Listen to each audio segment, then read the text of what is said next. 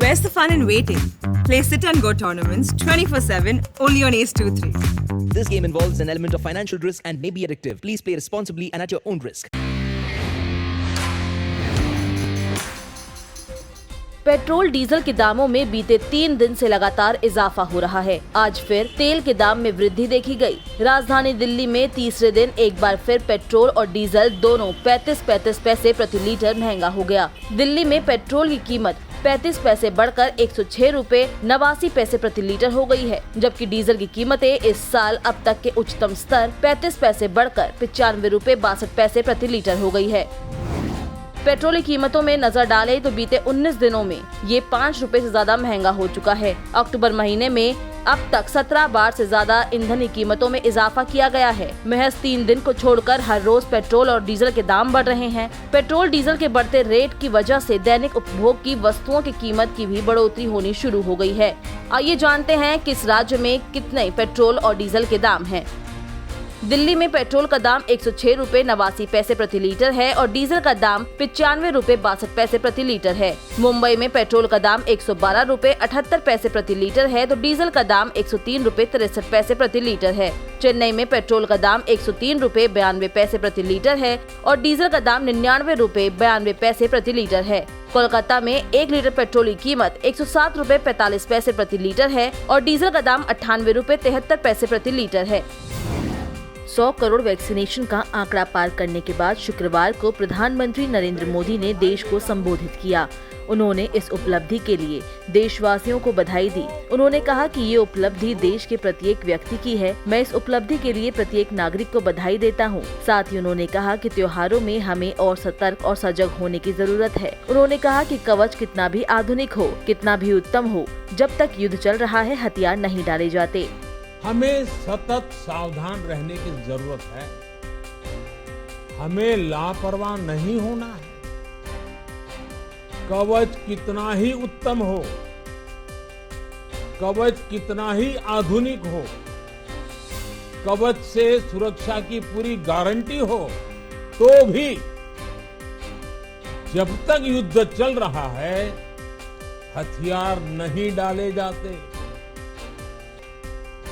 मेरा आग्रह है कि हमें अपने त्योहारों को पूरी सतर्कता के साथ ही मनाना है।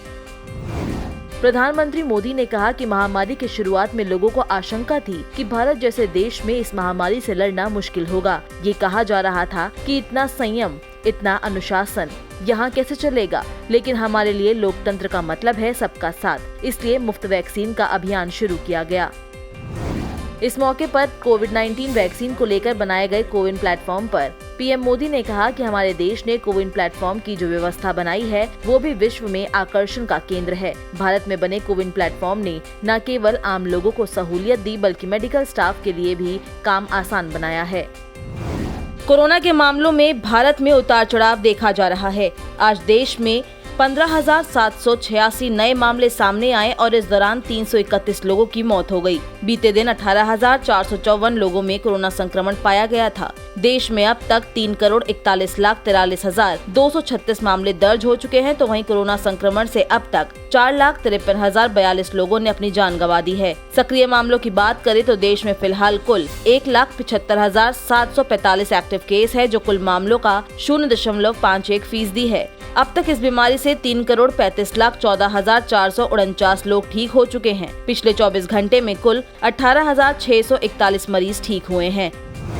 देश में रिकवरी रेट 98.16% है, जो मार्च 2020 के बाद से सबसे ज्यादा है। वीकली पॉजिटिविटी रेट 1.31% है। ये पिछले 119 दिनों से 3% से नीचे बनी हुई है। डेली पॉजिटिविटी रेट की बात करें तो ये 1.19% पर है, जो पिछले 53 दिनों से 3% के नीचे है। पिछले 24 घंटे में 61,27,277 वैक्सीन की डोज दी गई, जिसके बाद देश ने इतिहास रचते हुए 100 करोड़ का आंकड़ा पार कर लिया। कुल वैक्सीनेशन का आंकड़ा अब 100,59,04,580 हो गया है।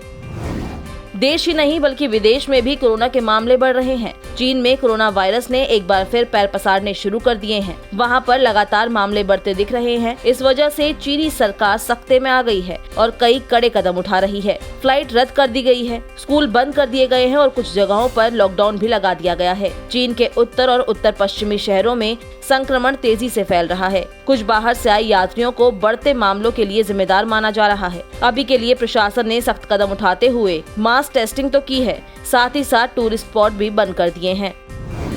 वहीं रूस में भी कोविड-19 के डेल्टा वेरिएंट के सब वेरिएंट से जुड़े कई मामले सामने आए हैं। ऐसा कहा जा रहा है कि ये वेरिएंट पहले की तुलना में अधिक संक्रामक और घातक साबित हो सकता है। AY4.2 सब वेरिएंट के मामले इंग्लैंड में भी बढ़ रहे हैं। विदेश के बढ़ते मामलों के बाद भारत में भी चिंता बढ़ गई है, क्योंकि देश में लगातार कोरोना के मामलों में उतार चढ़ाव देखा जा रहा है। कभी मामले कम तो कभी ज्यादा दर्ज किए जा रहे हैं, जिससे ये समझना मुश्किल हो रहा है कि कोरोना का खतरा टल रहा है या नहीं।